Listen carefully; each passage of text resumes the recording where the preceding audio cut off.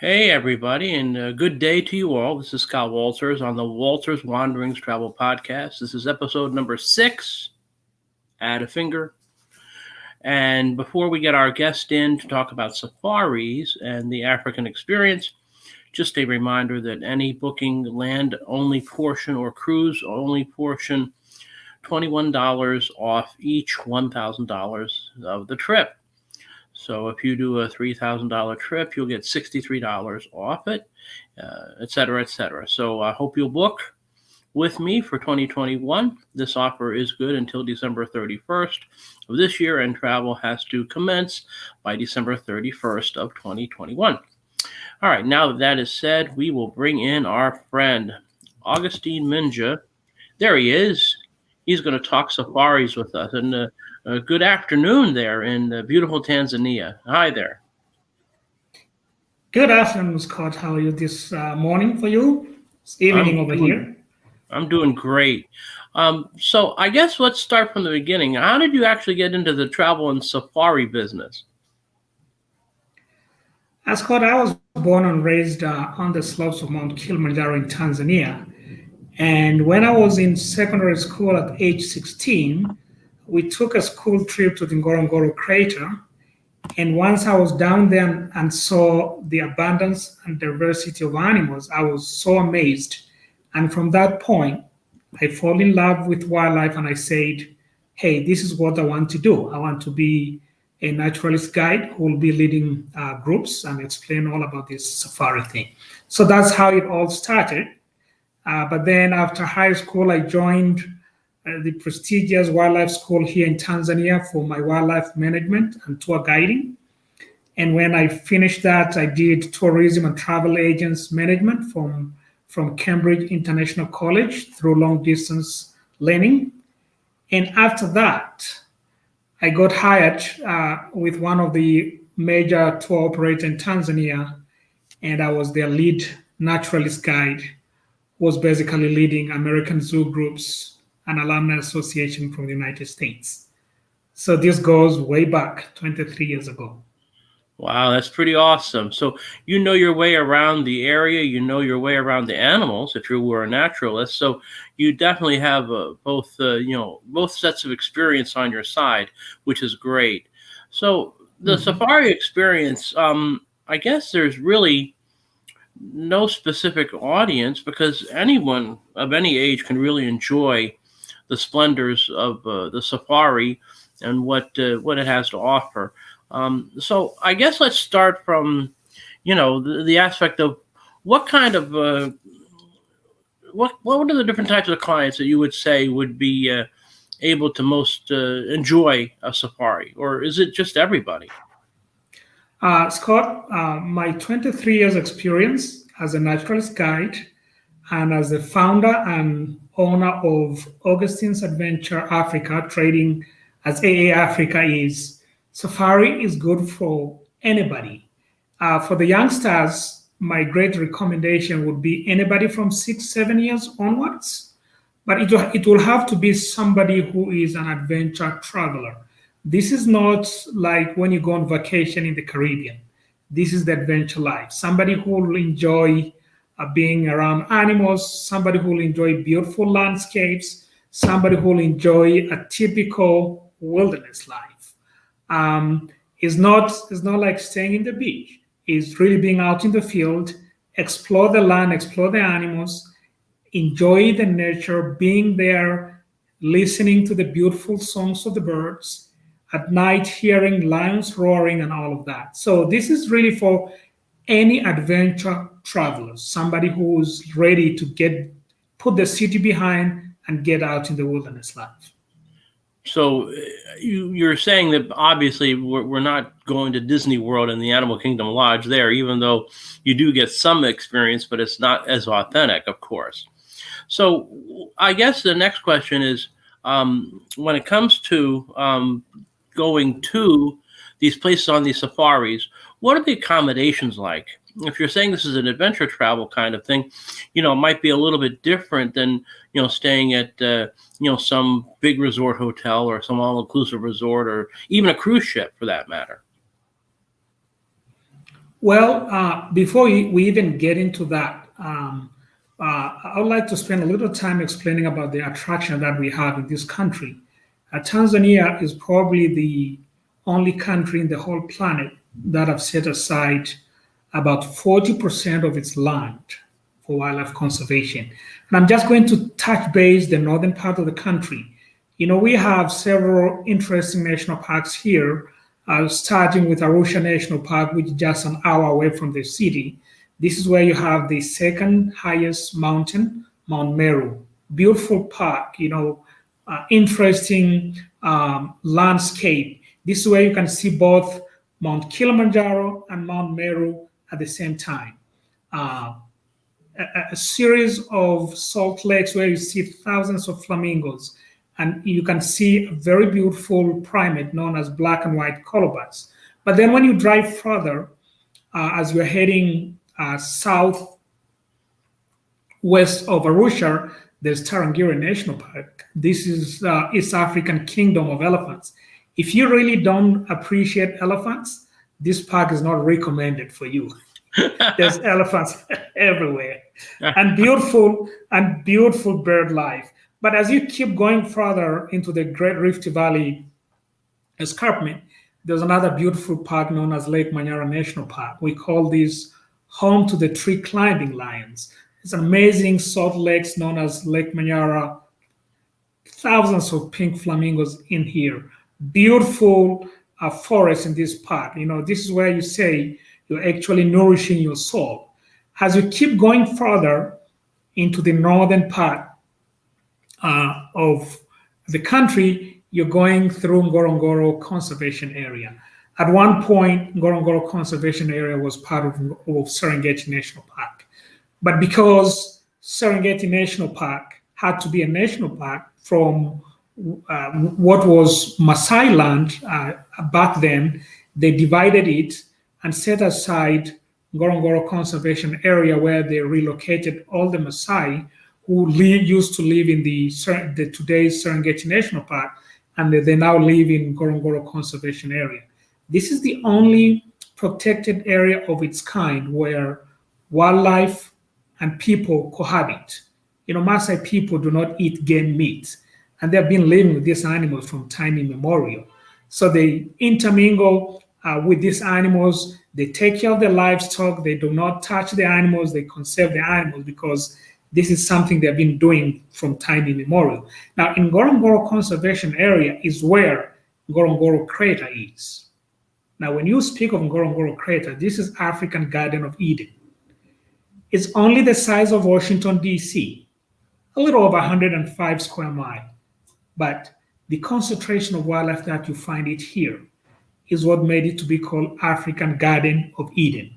There's at least between 20 and 20,000 animals living in this area, which is the size of Washington, D.C., only 105 square miles. Now, are there any, I'm sorry to interrupt, are there any swamp creatures in this crater or not? Well, the crater floor, which is 105 square mile, part of it is swampy area, and this is where you find, hippos. Hippos are swampy animals. They like to be in pools and all of that. But exactly. Don't get mad. Don't get hippopotamus mad. They will take you apart. Oh, you don't want to try that. At least we will not let you do that here, Scott. But then when you go further, then you're going to the mother of all the national parks in Africa, Serengeti National Park. Now, you have heard of the Great Wildebeest Migration. This is where this is taking place. Now, Serengeti National Park is the size of Connecticut State. This is a giant place. It's approximately 8,000 square miles. Now, 2 million plus animals, these mostly wildebeest, zebras, and gazelles, are moving across this huge ecosystem, which extends a little bit to the Kenya's Masai Mara. And what these animals do is they follow the localized rain pattern, because that guarantees them with with water and green grass. Now, this is the most fascinating thing, that any adventure traveler coming to Tanzania will not want to miss this. This is what Serengeti is known for. Now, apart from that, Serengeti is also a stronghold of cat animals like lions, hyenas, Although hyenas are not cats, but cheetahs, leopards, and so on. It is a giant national park that you need, several days at least to touch base some of the hot spots. Now, a combination of these is actually added with Mount Kilimanjaro. Now, Mount Kilimanjaro, and I want to let you climb this. It should be a piece of cake for you, Scott. You Just all make that sure you there's need an to be is oxygen just pack on my be back. I just give me my oxygen pack and I'm all right, all that you need to be is be physiologically okay and physically excellent. Piece of cake, Kilimanjaro. Most people would hike it. Round trip climbing Kilimanjaro would be 7 days. 7 days, 6 nights would be a good pace climbing. Some Now, few professionals could do it, 6 days, 5 nights, but I would say that's a little bit pushing. But this is for really those adventure travel because sure, it's no, there's no strenuous. question. It needs somebody who trained. Yeah, to be up Yeah, 19,000 feet like that, that's adventure. There's no question about that. So exactly. that's quite a nice overview of the whole setting in Tanzania. Now, I guess we talk about the accommodations, but let's talk about the average length of a safari tour. I mean, from the time you touch down from the airplane to the time your wheels up leaving, how many days and how many nights are we expecting, and how many stops would there be in a typical safari tour? When I started Augustine's Adventure Africa, trading as AA Africa in 2009, I had been already guiding for 13 years, and that gave me tremendous amount of experience of both designing itineraries and knowing the best way to handle pacing and a selection of accommodation and all of that. Now, one thing that makes AA Africa different from a lot of other suppliers is we design all our itinerary because all that we do is customized packages and privately operated.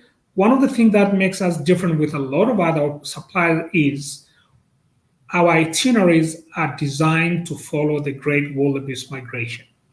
This wildebeest migration movement changes position based on the rain. From north, coming down south, west, they go back north. So, and this differs depending on the time of the year. So, all our itineraries would be designed in such a way that if wildebeest migration is in the southern part of Serengeti, we'll make sure that we get our people over there. When it's in the western part of Serengeti, what we call Western Corridor, we'll make sure that our guests will reach that place. When they're up north on the northern tip of Serengeti going towards Masai Mara, we make sure that we go there. There are two interesting facts about this migration, which I would say 99.9% of our guests have been enjoying. And that's seeing them crossing Mara River. This is during August, October, and seeing the calving season when they're giving birth. Within a period of 4 to 6 weeks, 250,000 babies are born within that short period of time. And that is January, depending on the rain, beginning of February, end of February, getting into March. It's all rain, localized rain pattern centered. So these are all our itineraries. Remember that I've been a naturalist for 23 years consecutively. I know and I've been doing mostly American clients. I know what American clients enjoy most when we get them out here. So any single of our itinerary will have to get the clients to one of these locations depending on time of the year. So coming back to your question after that little preview, if you really want to have an excellent pacing itinerary, our suggestion have always been 10 to 12 days. And we are taking into account that, people have limited vacation time. They want to divide that into going different places. We have had like 20% of our guests doing 2 weeks, but for most people cannot get that. 10 to 12 days will be an excellent pacing. Now, if people have limited time, then I'll say 8 to 9 days will be good. Anything less than that, a few times I've had 7 days, which I totally discouraged, but if that's what people have, will try to squeeze in things, but that will be really pushing it, and the pacing will not be good. And our theme at AA Africa as a supplier has always been 2 night stays minimum on most places, with the exception of the arrival day in Arusha. The arrival day, most people arrive here at night. They're jet lagged and all of that. We recommend them to actually come 1 day earlier if their finance and budget allows them to do that. Those who cannot, most of them do. 75% of our guests will try to come 1 day earlier so that they take it easy, because they arrive here with KLM. Most of them, it's at night. Instead of immediately going on safari in the morning, they have that day, an easy, leisurely day. After lunch, they go for shopping, come back, and then the following day, they are ready to now leave the city behind and go deep into the wilderness life. So priority 10 to 12, 8 to 9 is good. 6 to 7, not good, but it can be done. That's great. Now, what about like food and at the accommodations? When you're going to these, I guess they're like camps more or less. They're not like going to the Marriott hotel or something. You're at some camp. What should clients expect to eat while they're on safari? Obviously not the animals, they're going to be watching, hopefully, but I'm sure that there's great culinary stuff that is going to open up people's minds, eyes, and palates. There's no doubt.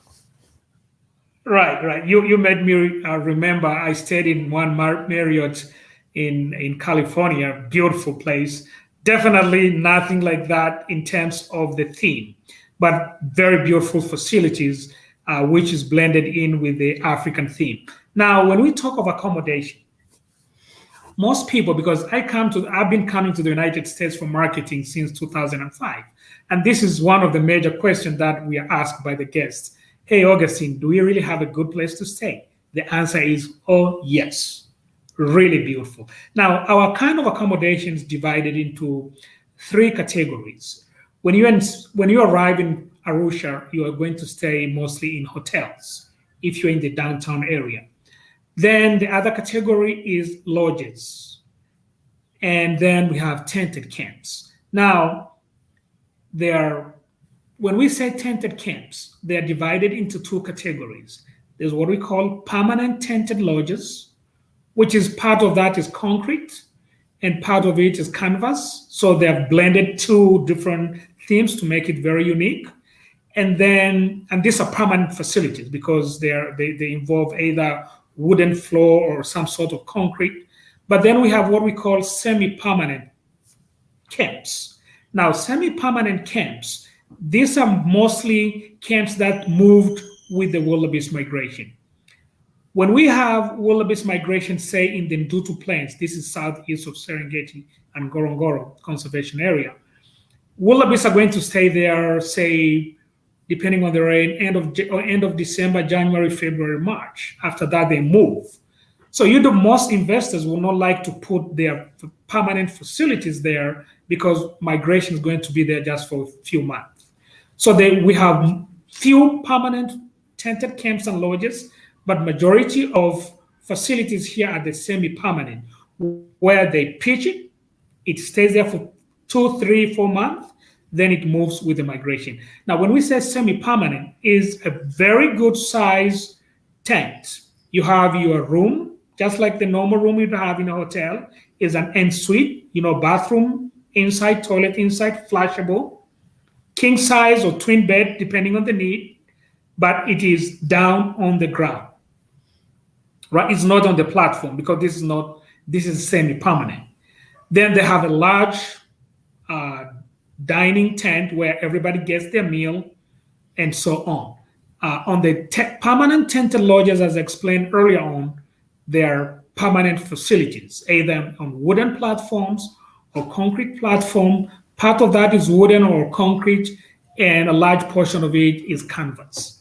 So bottom line here is we have 3 star, 3 to 3.5 stars, whether it's a hotel, is a lodge, or tented camp.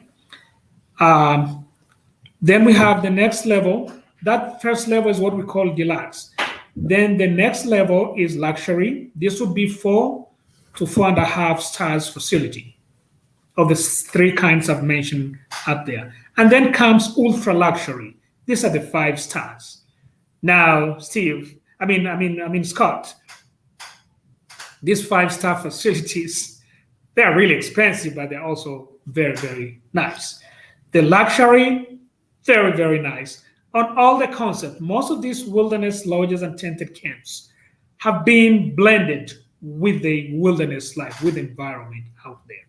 Now, the amazing thing is while you're in the Serengeti, very interesting to hear the lions roaring at night or hyenas making their laughing call or hear jackals barking and all of that. And most time we prepare our guests because some guests, when they're staying in one of these semi-permanent tented camps, they, oh my God, this lion is roaring. Is it coming to pick one of us? The answer is no. There are plenty of food to eat out there. And a lion can roar and you can hear it 3 miles away. So it's all these wilderness melodies that really makes it very interesting. So great choices to stay.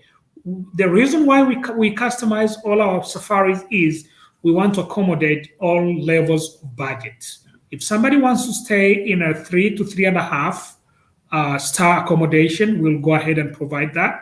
We have tremendous experience. We have good connection with these facilities because we've been in the field for, doing this for the last 2 decades, a little bit over that. So we know where to put people at what time, depending on the pattern of the wildlife. Now, all these facilities, somebody else say, well, we want it a little upgrade. We want to do 4 to 4.5, either a lodge or a tented camp. Either way, we'll go ahead and accommodate that all the way to the top level, which is ultra luxury. Now, each one of these, whether is a 3, 4, or 5 stars, is an en-suite facility. All of them have hot water shower inside, flushable toilets, bathroom is inside. They either operate on generators or solar power because one of the emphasis with our conservation policies is to be as friendly to nature as possible. So solar power is in high use as well as generator occasionally.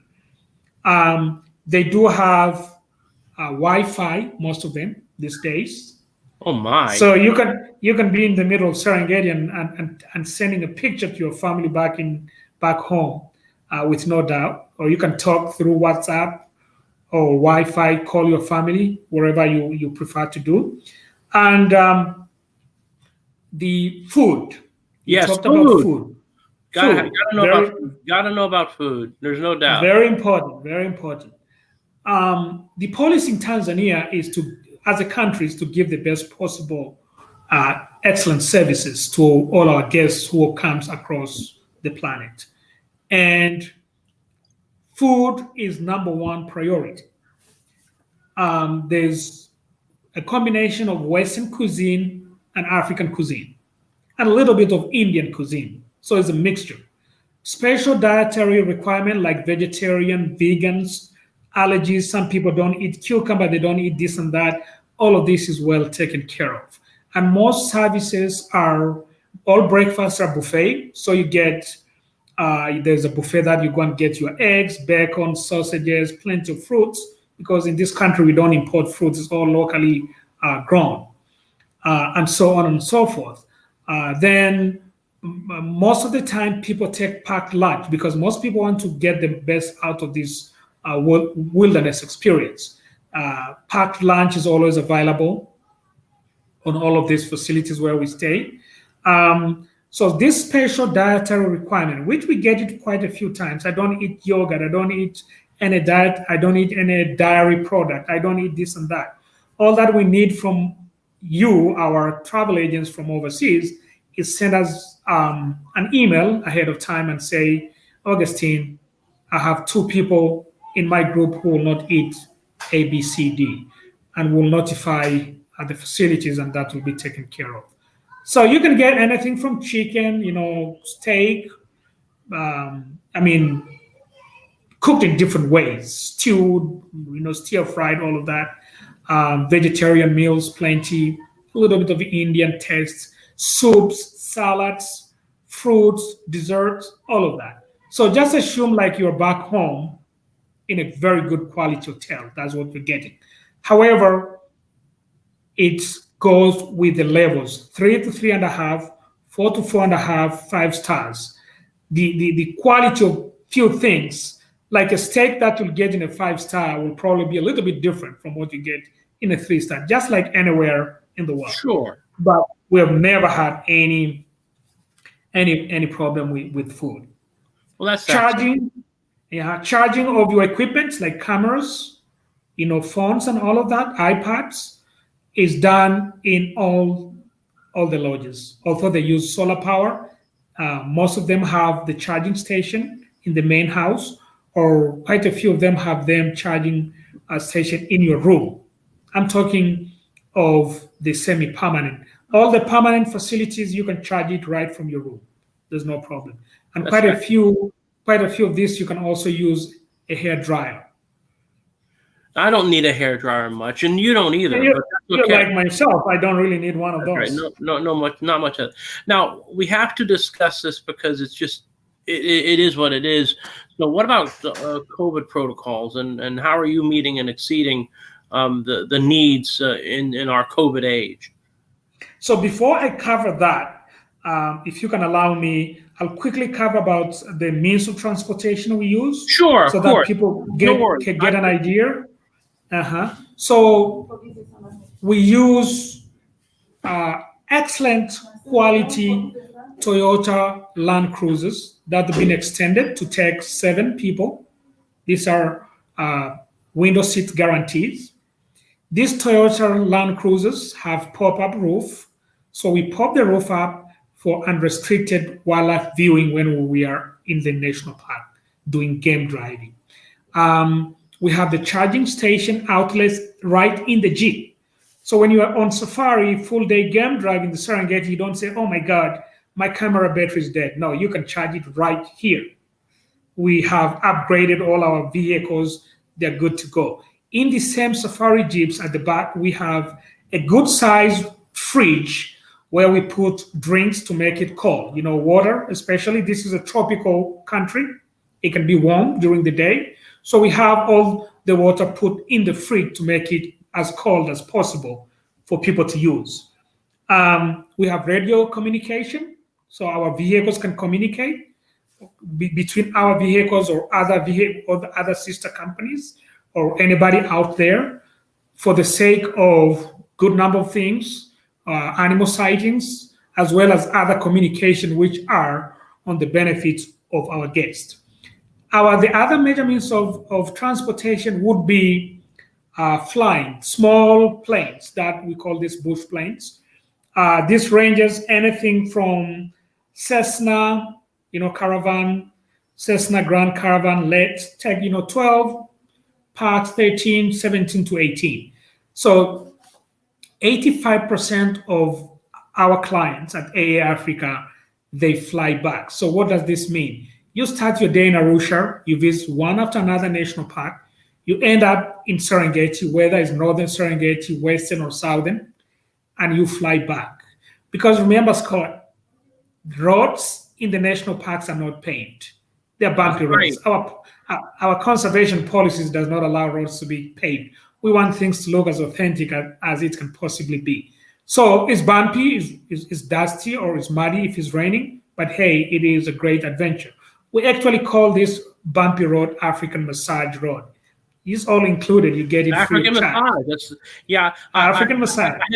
I had clients a couple of years ago, and they showed me some video, and it was like I said, and I just said to them, "Oh, it's like being on an old-fashioned washboard," and they sort of said yes, and I said, "Well, it's just part of the adventure, and because you have to understand that."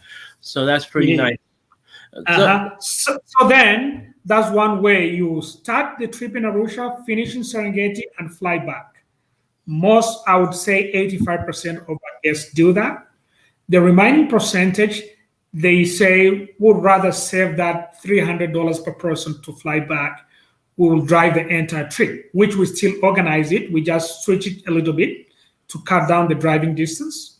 So they'll be driven the entire trip. Same adventure, just one group have decided to lengthen the trip by flying back. Another group say we'll just drive and enjoy nature, enjoy landscape and all of that. The animals are the same. So whether you're flying back or driving the entire, you get the same experience. All right. Right? That's So those are the really options. informative. I really appreciate that. Mm-hmm. So now back. Go ahead. Since we customize all of the trips, in our website we have some sample itineraries, but we go case by case. And since we customize each of the itinerary and we run it privately, we talk like I talked with you, Scott. I said, okay, what do you want? These are the options, A, B, C, D. What is the budget of your clients? Can they afford flying back? Do they want to drive entire trip?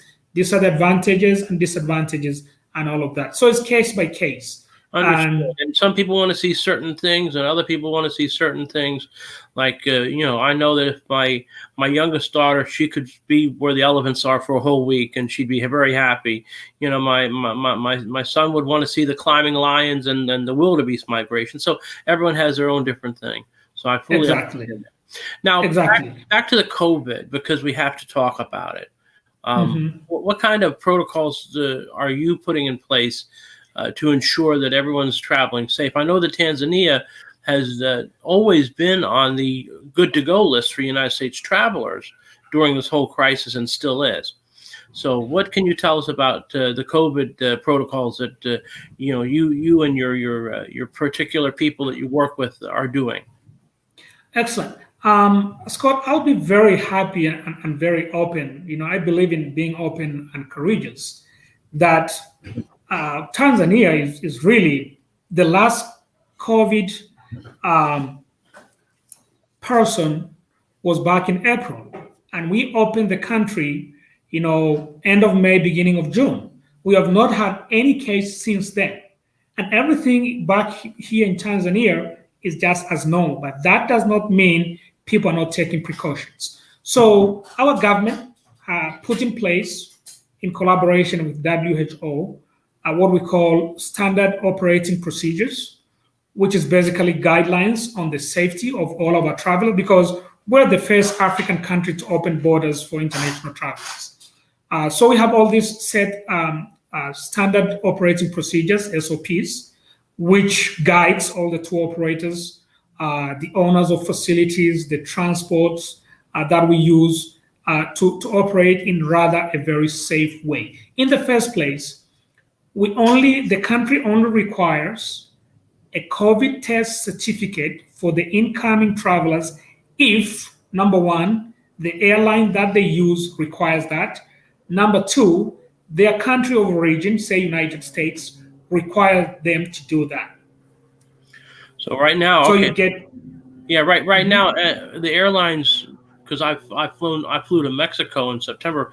The airline did not require any kind of COVID tests, and New York State only requires a test upon return to the country. So we would clients from New York at least would have to go ahead and obtain the test before returning back to New York, which is, I'm sure, something that could be arranged through you and your companies. Other states, it all differs, and every day the whole regulations and protocols are changing. So this is great information to know. I really appreciate that. Mm-hmm. Now, go ahead. So that was just the introduction. But once the guest gets here at the Kilimanjaro International Airport, what happens is they'll check their temperature. And then we will take your clients. We'll also check their temperature before they board into our land cruisers. We'll bring them to the hotel in Arusha. Our vehicle will be sanitized on the handles and different parts that are very common for people to handle. We would expect the masks, clients to come with their own mask for use, especially in the crowded areas. In the hotel, distancing during meals time, making people to stay further apart in most places. cleaning their rooms in all the safety procedures, sanitizing them, and make sure that they do a thorough cleaning of the respective rooms. And once you go out in the field into the wilderness camps, the procedure is the same. Check your temperature, take good care of cleaning the rooms and major facilities, social distancing, and all of that. Even the staff in the airport, they make sure that they're all tested to be sure that they are okay because they're actually meeting the guests. Same thing with our staff, the guides, and everybody else who's involved on all of this. Now, for countries that requires the COVID test certificate, COVID-free test certificate on return, most of these I'm seeing them with some of the airlines.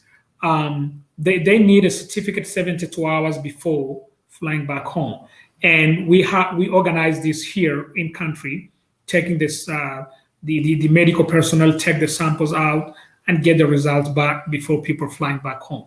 But only if this is required, A, with the airline, B, with the host country where they're going back. So in a nutshell, that's how it is. But Tanzania is very safe.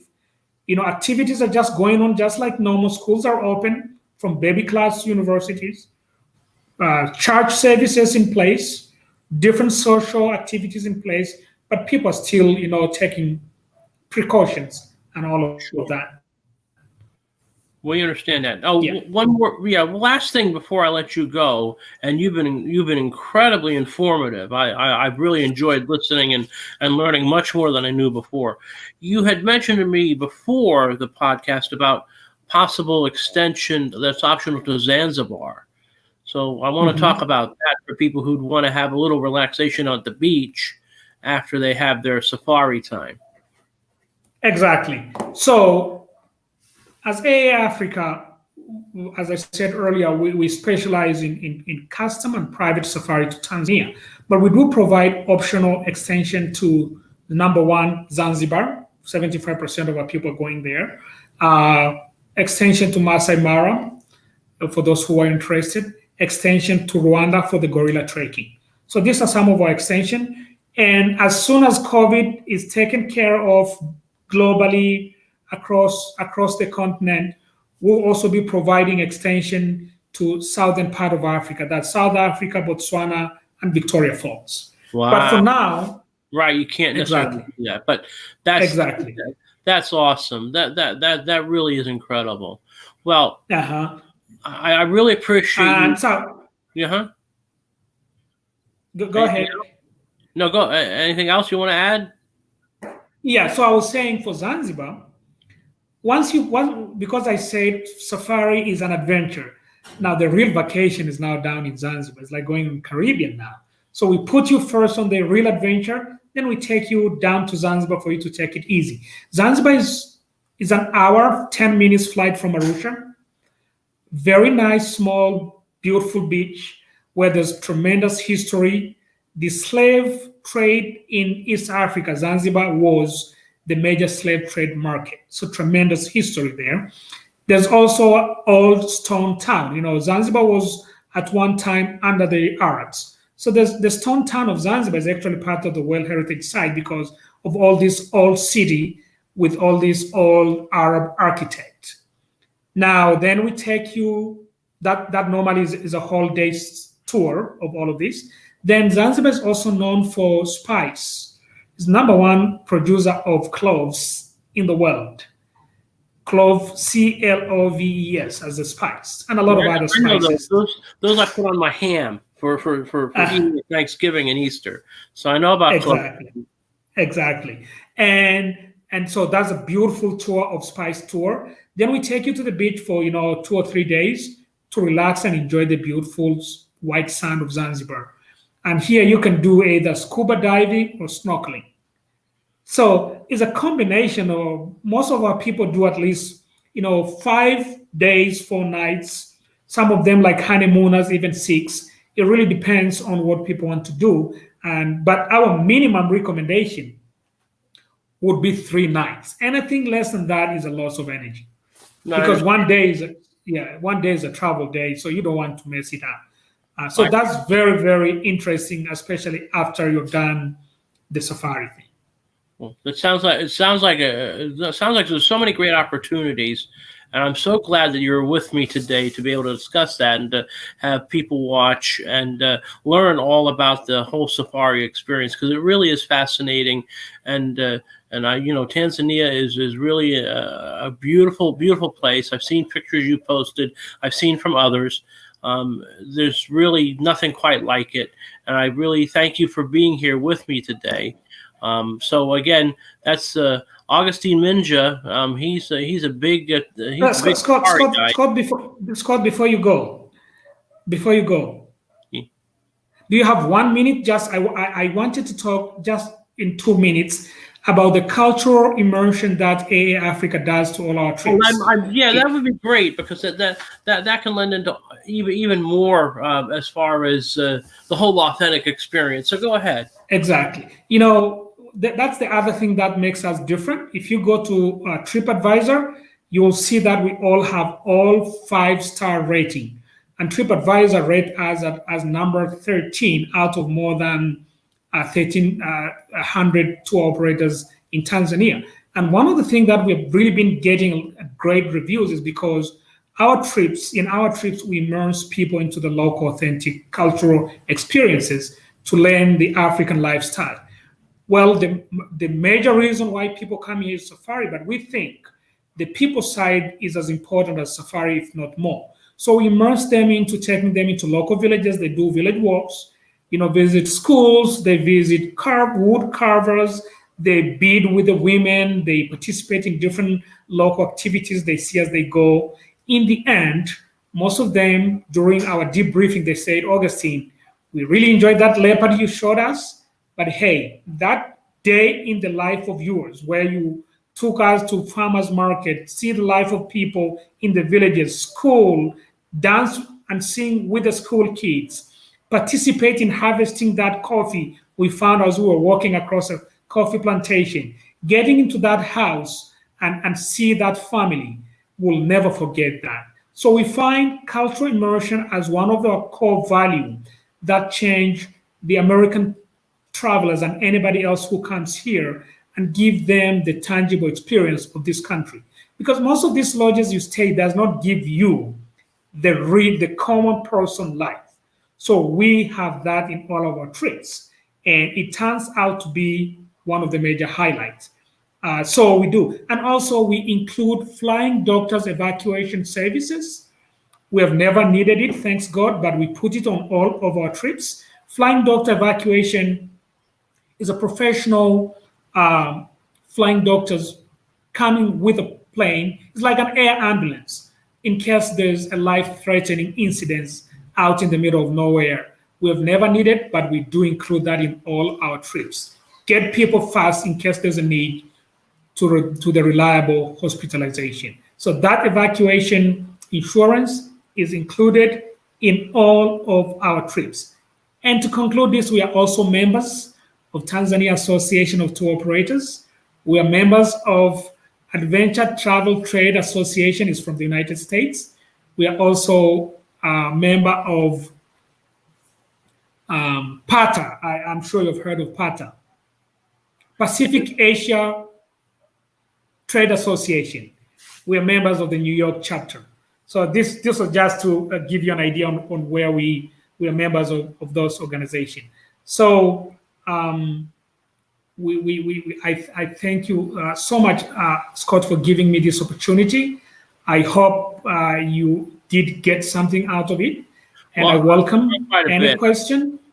No, I think I'm all good. I just, again, I can't thank you enough for hopping on all the way from Tanzania. This is a beautiful thing about the way technology works, and it's great to be able to, talk with you and find out so much great information about the safari experience and so much more. That's really great, and I want to thank you so much for being with me today. I'm gonna sign off now. So I appreciate it, and I wanted to let you know that was really, really great information. Thank you, Augustine. Thank you. I really appreciate it. So just a reminder, we want to thank Augustine for being with us today.